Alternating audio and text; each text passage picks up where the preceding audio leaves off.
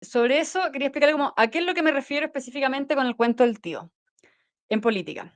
Se trata de ciertas ideas, frases o discursos que están prediseñados o prefabricados para inducir el voto de las personas, es decir, para condicionar un determinado comportamiento electoral en los ciudadanos. ¿Y qué es lo que tienen en común estas frases, cuentos del tío, como les pusimos? Que es que primero son frases simples, es decir, son fáciles de entender, son digeribles, son comprensibles y quedan en la retina de las personas.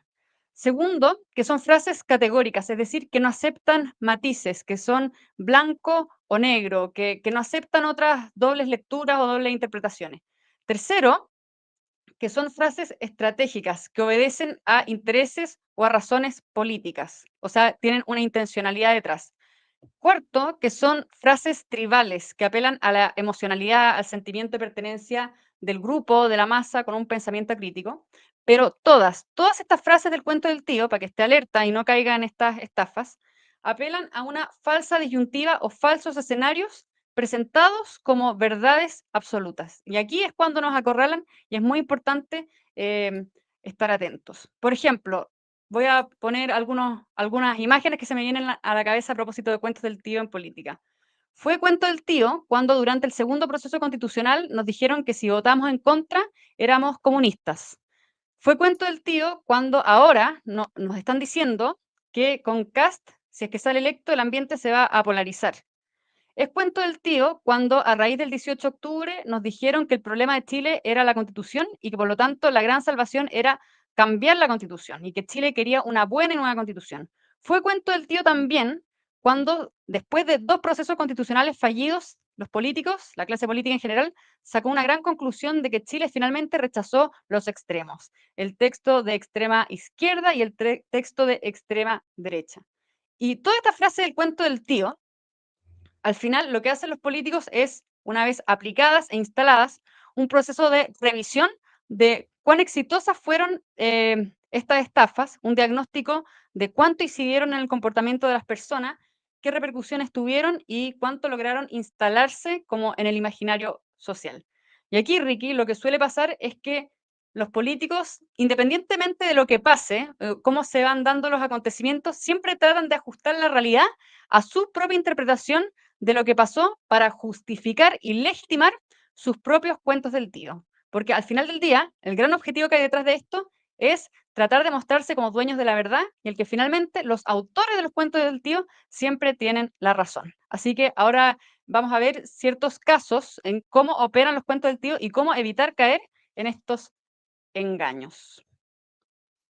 Y aquí hay un cuento del tío que fue muy popular en su momento, que tenía que ver durante el segundo proceso constituyente de que si votas en contra eres comunista. No sé si tú escuchaste esa frase, Uf, ¿te suena conocido? algo. Tengo nociones así muy vagas de, de ese tipo de frases. A mí me llegan Algo como recuerdos de Vietnam con esta frase. te creo, te creo.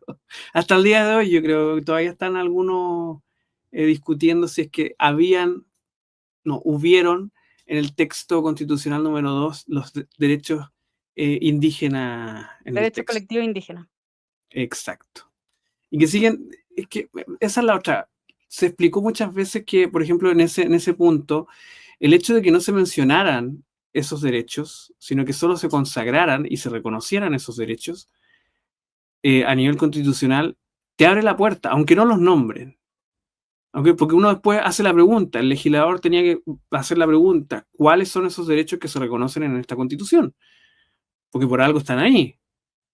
¿Cuáles son la promoción de los derechos indígenas que estaban consagrados en el segundo texto también? Entonces, la pregunta es, más allá de que no los nombra, a diferencia del texto 1, que sí los nombraba y era con una chacalada de cosas, autodeterminación, una pila de cosas. Eh, queda la sensación de que es necesario esconder ciertas cosas para que no, para que no se note que es básicamente lo mismo. Y la mentira es, oye, la izquierda está votando, la estafa básicamente, la izquierda está votando en contra, entonces tú por resultado, no puedes votar igual, tienes que votar a favor. Entonces, ese jueguito, Tienes que votar de una determinada forma, claro. sin necesariamente ir al contenido mismo de las cosas. Y es tan absurdo como, por ejemplo, no sé, cosas que dicen la gente de izquierda, no, es un Nancy porque Hitler tenía un perro, entonces todos los que tienen perros son Nancy, ¿cachai? Entonces como llega a ser absurdo. O sea, la correlación de falsa asociación no da, no da. La supuesta psicología inversa, y como dice Tyler, de que porque yo hago esto, por resultado, el contrario a mí debería ser otra cosa. Y eso no funciona. Al menos en la derecha no funciona. Quizás a la izquierda le funciona más que a nosotros que somos de derecha, porque tienen un pensamiento colectivista. Entonces, claro, es cosa de que uno salga a decir A para que todo el séquito que está detrás diga A. En nuestro caso no funciona así. O sea, tú tienes que justificar el A para que la gente que crea en ese A se compre la película. Si no explicas el por qué tú estás defendiendo A y no B ni C, la gente no te va a seguir. Y eso fue lo que pasó en el segundo proceso constituyente, que al final se dividió la derecha en dos posturas, una que estaba a favor y la otra que estaba en contra. Claro. ¿Queréis leer el tweet? Yo después tengo algo que comentar a propósito de lo que dijiste. Dice, respecto de ex ante del 28 de septiembre del 2023, dice el Consejo PC, Fernando Viveros, pone lápida a las negociaciones la suerte, comillas, cito, la suerte del proceso constitucional ya está echada. Y José Antonio Cast, el mismo día, 28 de septiembre de 2023, cita la noticia de ex ante y dice, lo que dijimos hace semanas, el Partido Comunista está en contra en este proceso constitucional y hará que todo lo posible porque fracase. La pregunta de fondo es si quieres estar del mismo lado del PC y del gobierno o no. O sea, o estás con ellos o estás conmigo. Falsa dicotomía.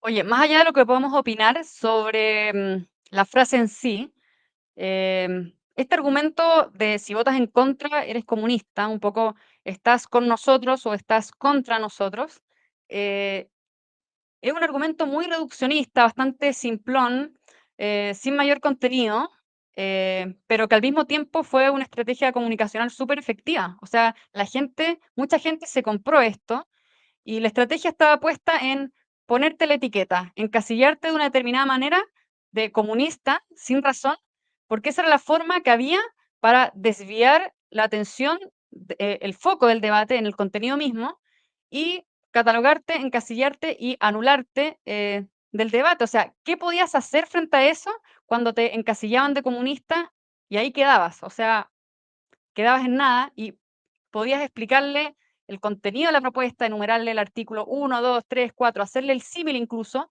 con las coincidencias ideológicas que tenía con el primer texto, pero aún así no bastaba, no era suficiente. ¿Por qué? Porque lo que pesaba más era el eslogan. Y nuevamente se insistía en la emocionalidad. Si votas en contra, eras comunista. Y eso es lo que quedaba en la retina de la gente. Y a mí me impresionó mucho que incluso de familiares o gente conocida mía, que yo considero inteligente, gente muy razonable, bastante culta, caía en este tipo de argumentos y era incapaz de ver más allá de, Eslogan. de esta retórica. El primer argumento que se le venía a la cabeza era, yo no puedo estar del lado de los comunistas, no puedo votar en contra. Del contenido de la propuesta no tenían idea, pero lo que quedaba en claro era que el eslogan era lo que pesaba. Y no solo eso, después, 2 años después, resulta que en la aprobación de la propuesta de reforma de pensiones, terminó votando la derecha o parte de la derecha, igual que los comunistas, para la reforma de pensiones. Entonces, ¿cómo es la cosa? Cuando nos conviene, es malo votar con los comunistas, pero cuando o sea, ese discurso se cayó cuando parte de Chile Vamos, que también iba por el a favor en ese entonces, termina aprobando y llamando a aprobar y diciendo que la reforma era muy buena, que dejaba instalada a Evelyn Matei como candidata presidencial, cosa que ya vemos que ya va a tercera, no resultó en los hechos. y que posiciona a la señora Jara como candidata presidencial